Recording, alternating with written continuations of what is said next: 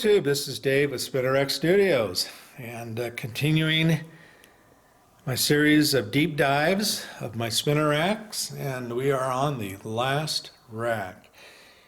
And this is the special Hey Kids slab rack. This rack was specifically made to hold slabs, and I believe it's a rack you can still buy if you go to www.spinnerrack.com. Made here in the good old United States of America. And I think the way we're going to do this video is probably just make it into one video rather than into parts, as there are not that many slabs on this rack. So let me, what we'll do is we'll do a quick scan of all four sides, and then I'll pull them off.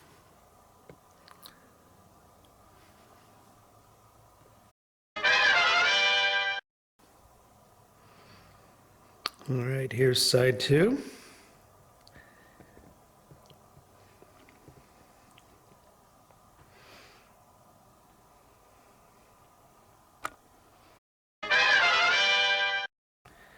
Side three.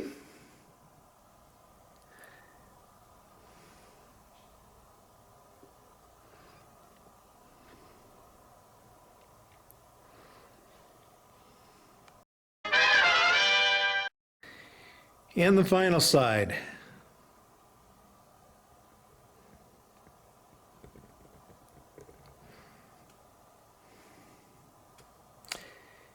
All right, I'll pull them off and be right back.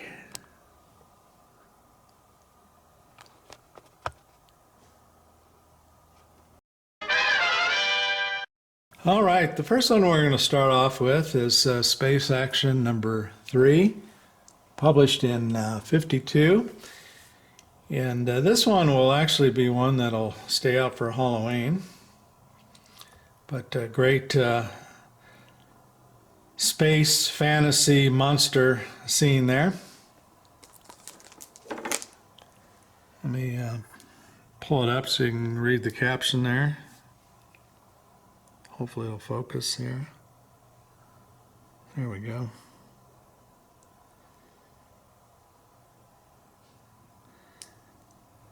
Great cover. I think there are only 3 issues that were published in this series. X-Men 38.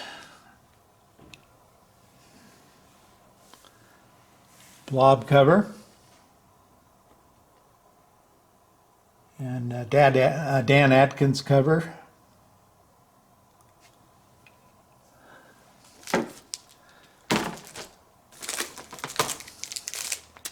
Fantastic Four 57.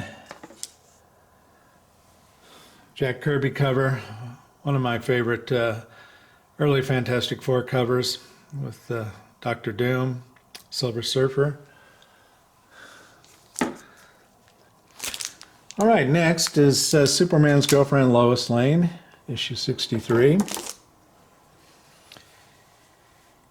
And this is probably one of my favorite Lois Lane covers, because it deals with, the issue that I think we all have thought, and as you become familiar with Superman, and that is, how is it that nobody seems to be able to tell that Clark Kent is Superman? It's obvious.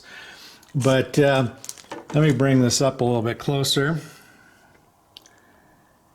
and you can see that he's changing out of his Clark Kent outfit into a Superman outfit as he walks into a door with Lois and Lana viewing him in full sight.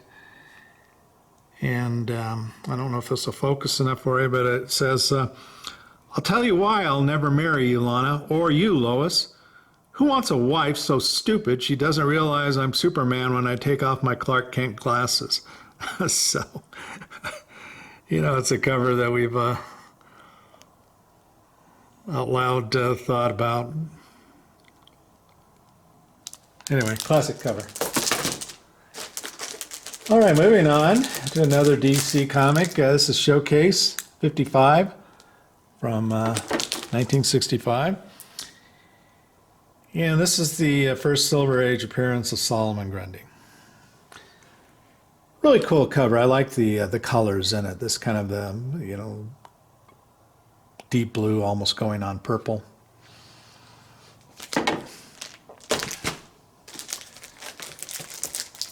Okay, Fantastic Four annual or king size special number 6. And this kind of has two important events. First of all, the birth of Franklin Richards, and then the first appearance of Annihilus.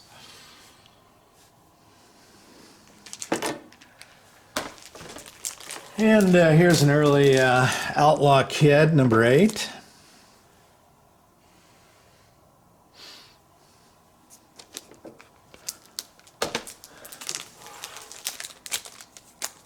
Doom Patrol, number 104. Don't have much in the way of Doom Patrol, but I ran across this comic one day for a pretty good deal, so thought it was a fun cover.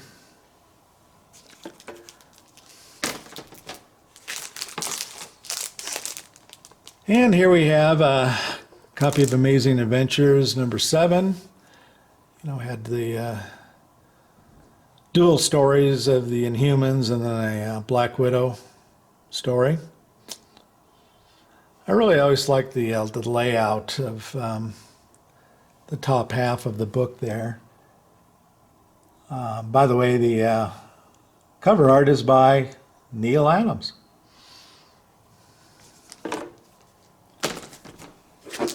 And then Sergeant Fury and his Howling Commandos, number 13.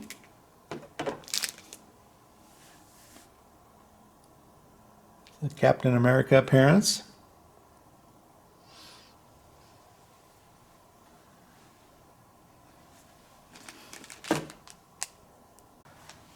All right, Strange Tales, number 165 from 1968.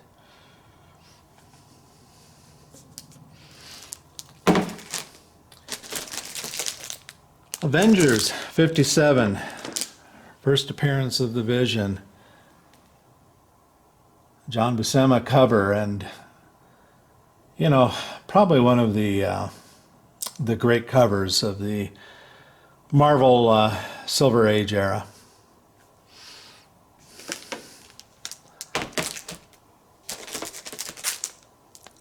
Black Knight, Marvel Superheroes presents Black Knight.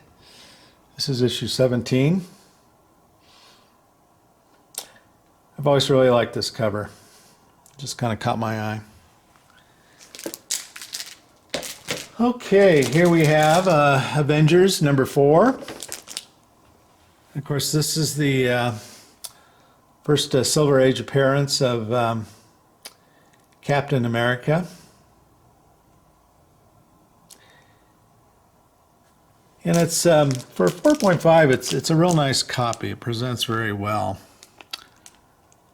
I think the reason why it got the 4.5 is it's got some discoloration, staining on the back cover there. But the front cover is a lot of glare. I know. I apologize. Very nice and presentable. Here we have another Avengers 53, and I believe this is the first appearance of the X-Men in the Avengers comic series.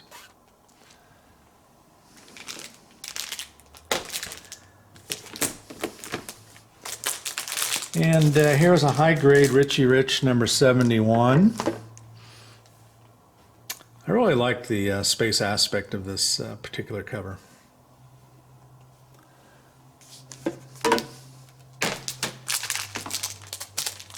Submariner, number 38. Character, of course, that's been catching fire lately on the thought that he'll be in the MCU. And then moving into the Golden Age, this is Western Crime Busters number 1. But I always like the title here. Gunslingin' Galoots.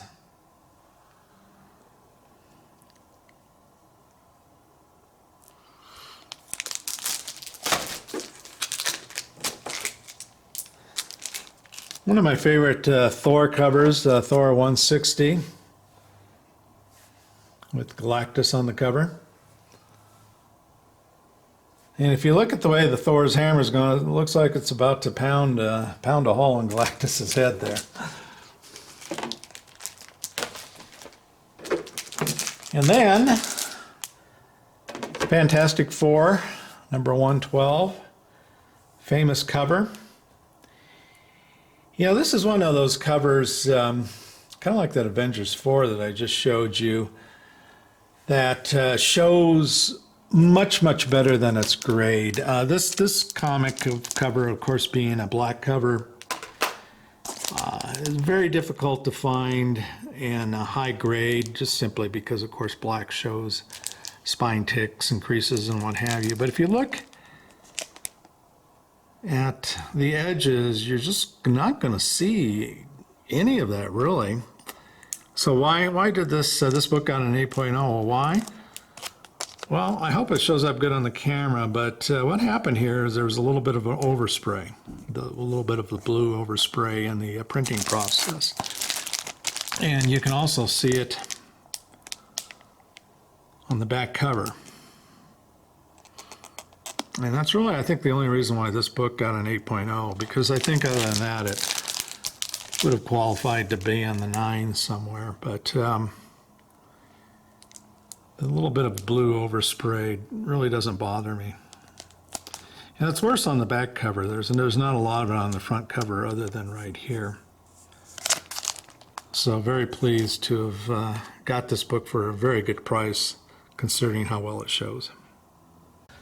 Okay, moving to the Golden Age, Rangers Comics number 40.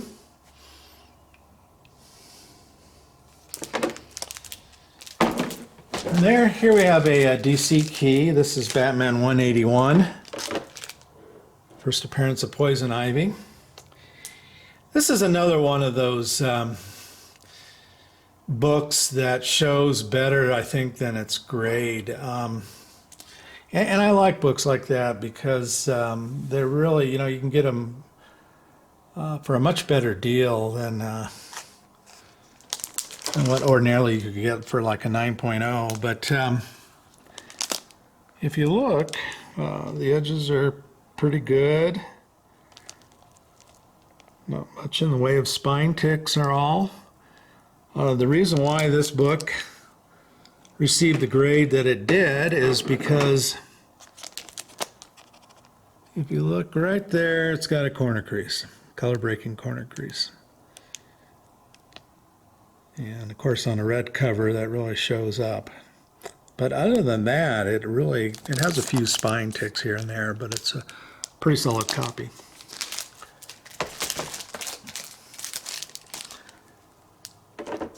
X-Men number 25.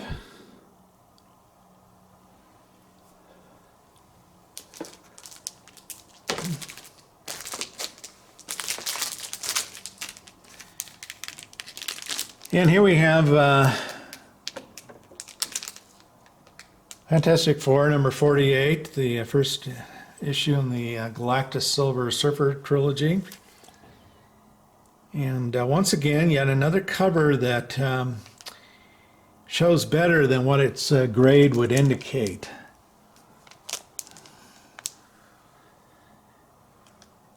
And I think the primary issue with this cover, I believe, is on the back.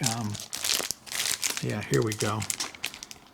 I don't know if this is going to show real well. So it's got some significant tanning, browning on the edges, and it's got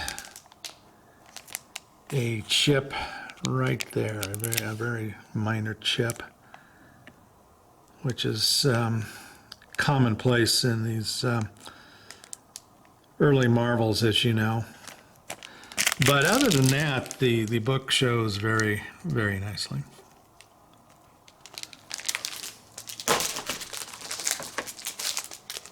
Okay, Lois Lane, number 99. Cool cover with Batman on the cover.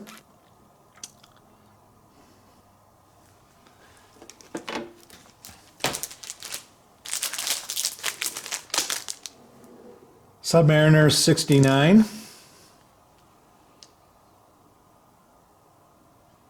John Romita cover. And of course, Spider-Man's the character that got me into comic books. And I just love the cover. Just classic John Romita, classic Silver Age Spider-Man with Spider-Man clinging to the wall there. Okay, moving back into the Golden Age. Here we have Ranger Comics number 33.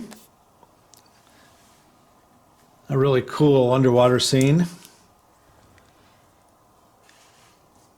I had this up on a ledge, and damn thing fell off, and it was on the carpeting, but nonetheless, it must have hit the corner perfectly. I don't know if you can see it, cracked the plastic well here, so someday I may have to resubmit this for a new case. Okay, here's Batman Adventures number 12. First appearance of Harley Quinn.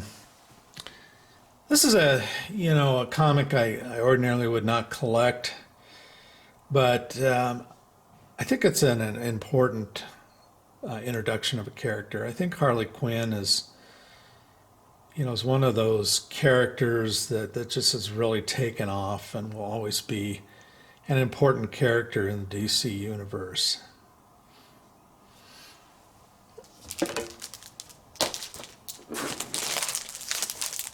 And then here is Lois Lane number 71.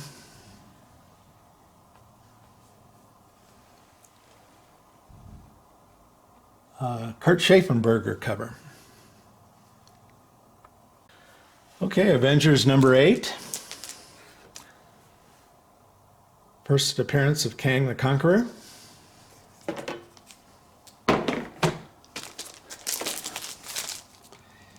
Thor 150. And if you've been watching my videos, you'll know that Hela is a character I really like, the look of her and her headdress. So I try to collect the Silver Age Thor Hela covers.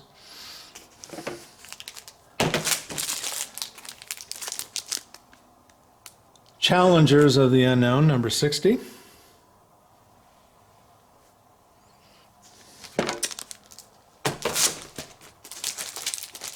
Early Daredevil, number 17. With the spider signal in the background there. All right, here's one that'll stay out for definitely for Halloween. This is Bobby Benson's B-Bar B-Writers number 14. Classic bondage cover. This was always kind of an odd series, I think, because primarily a Western. It just had a lot of different themes outside of Westerns. Okay, this is going to be a real oddball one for me. And I ran across this early on when this series started to heat up a bit and got it for a really good price. So here's first issue of Ice Cream Man. I have been reading this series, and some issues I like a lot and others kind of fall flat for me. I'm not quite sure where I stand on the series. But it certainly is unique and different.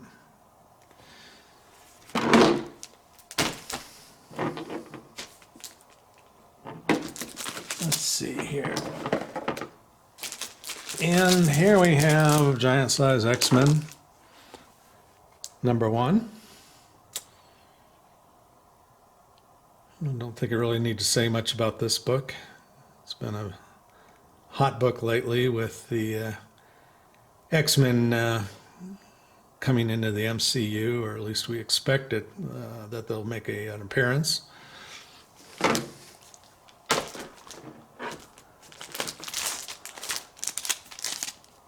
Supervillain Team Up, number 1.